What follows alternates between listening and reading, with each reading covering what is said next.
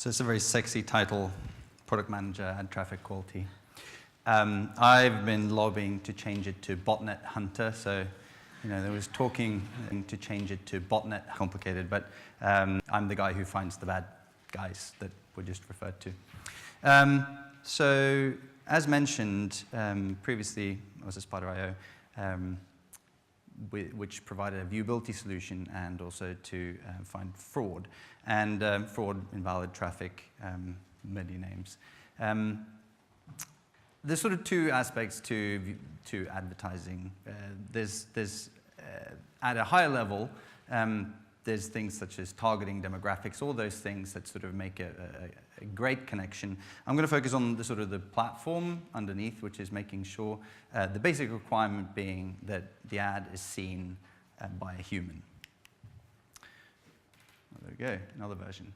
So I'm going to start on viewability, and we've published some research recently. I don't think this should be, I'm going to sort of skip through this section relatively quickly. I don't think anyone's going to be particularly surprised. The example that was used previously was 50%, let's say 50% of ads are viewable. These are numbers that we've published, I think, a couple of months ago. So 56% of display ads are never seen, and 46% of video ads are never seen. So that means they can't influence sales, they can't drive any conversions.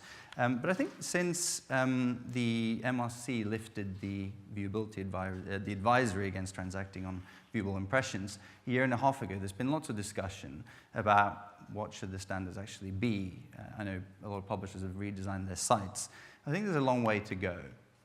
So if we look at viewability. So one of the key things that we're pushing is, I think we've got to a point where we can sort of put a stake in the ground.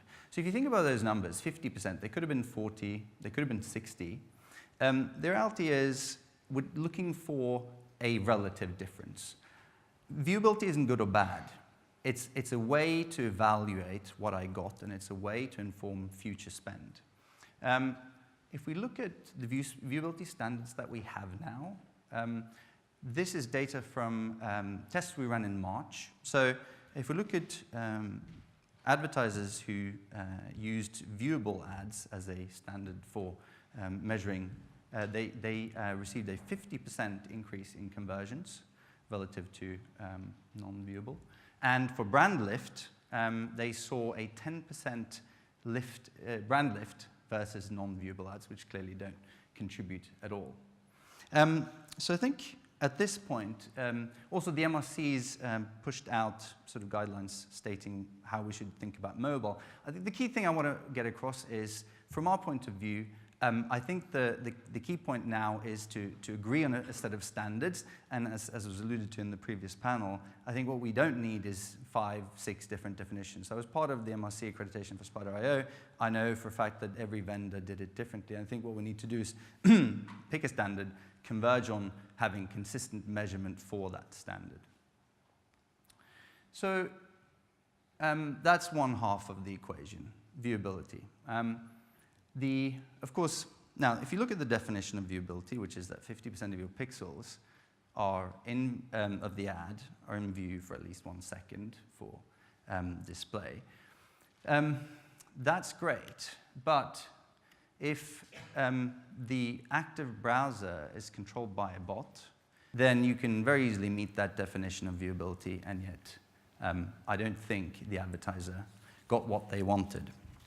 So it's clear that this concept of a viewable currency, which we talk about, is really important, but we actually need to provide to protect against fraudulent and invalid traffic.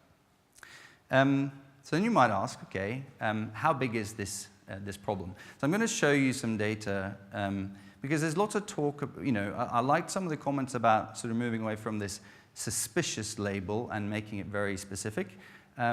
So I'm going to show a little bit of data from our platforms. But just before we get to that, I just want to make sure we're all on the same page. So what I'm actually going to show you is, if you take, so the data I'm about to show you, we receive somewhere north of 100 billion bid requests a day. that we process. And for DoubleClick Bid Manager, the DSP, there's automated systems that evaluates every single impression that comes in and filters out the invalid ones. The eligible ones, the ones that are not invalid, are then passed on for advertisers to potentially bid on. So I'm going to show you, if you take the ratio of filtered bids to the total bids you receive from a particular exchange, that's essentially the fraud invalid ratio for that particular source. And that's what that looks like from April. So the scale along the x-axis is the percentage of all bid requests that were received. It goes up to 100%. And then you have the exchanges ranked according to the amount of invalid traffic. So just to be clear, the top one is above 60% being filtered out before we even consider bidding on it. So you might look at this and conclude that we should be embarrassed to be in this industry. I'm not suggesting that. You could also look at it and say, okay, programmatic is really broken. I really need to get out of here and go find some other ways of buying my media. And I don't think that's the right one either. So the three takeaways I propose from this is, firstly, if you look at the bottom, there are people who have invested and who are winning. Secondly, as a publisher, you really need to think very carefully about who you entrust your brand with, because if you're up there, then you're really jeopardizing your brand. And thirdly, I think from the buy side, armed with the right technology to know which is the valuable content and which is not, there's a massive opportunity.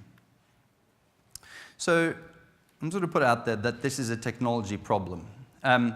You might think, okay, well, let's get out of here. But if we think about, there are plenty of benefits arising from programmatic. So the analogy I like to use is back in 1903, the Wright brothers, on the first day they achieved powered flight, they crashed on the 4th attempt after 59 seconds. Didn't sound like a very, very good start. But they continued to invest.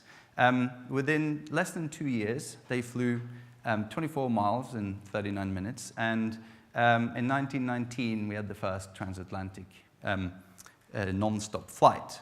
The point is they use technology to advance. And I think we are in the same situation. We have a technology problem, and there is a technology solution to that problem. This is a short session, and I'm between you and coffee, so I won't keep you too long. But I wanted to talk a little bit about the three things that we believe the industry can do to tackle this issue.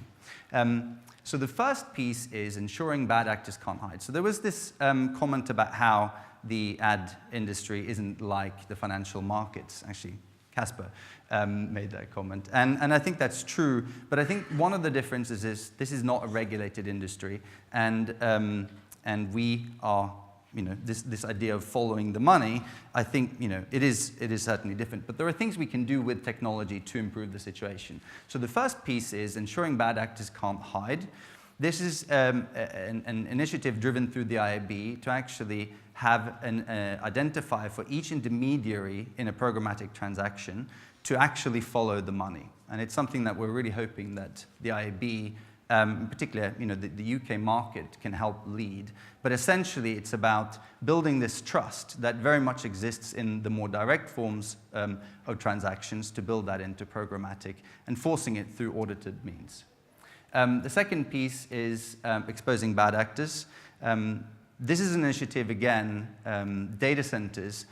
So here I'm not talking about best practice. I'm not talking about having guidelines. This is about actually sharing specific data points. For example, data center IPs that all participants in the industry should filter out, much modeled on the IB bots and spiders list. And then thirdly, about helping others tackle things where we can't so readily share information. So here I'm talking about, for example, botnets. Don't really have time to get into, but when we published the Chameleon report back in 2013, it took all of half a day before the botnet abandoned the sites that were named and changed the characteristics of its traffic. So for some fraud issues, we actually can't publish the information directly. So that's all I have time for today. I think the thing I wanted to say is, on the viewability front, we're excited about the impact that viewability has, and we're very much proponents of locking the standards in and ensuring convergence. And on the fraud piece, we're excited to participate with the MRC, TAG, and the IAB to collaborate to actually address the issue and deal with some of the basic things that we believe can be tackled. Thank you.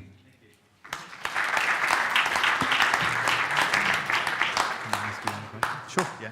Okay, so let me ask you one question before we do the break. So Spider.io, the acquisition was 2 years now? Yeah, year and a half. So for the publishers in the room who might want to understand a little bit about the integration and how it's going in DFP, can you give us a little sense of how that's working and how it's fit in? Yeah, so the key thing as many of you will know, there's sort of 2 stages to this. There's the gathering intelligence, and then there's actually taking action. So the focus for us over the last year and a half has been to get our instrumentation out across all the platforms. The thing with Google is all the platforms really mean quite a few platforms, so that's been quite a monumental task.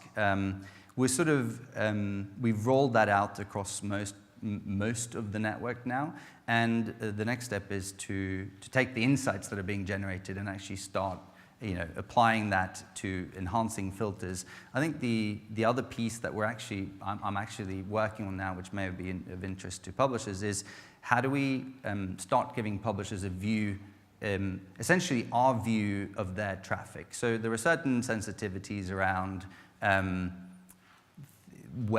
around feedback issues, essentially. But we're trying to split things into 2 categories, things we can talk more openly about than things we can't. And the aim is to actually give publishers essentially an insight into what we're seeing with a view for them to help to actually clean up where there may be issues. Great. Okay. Well, thank you. Thank you.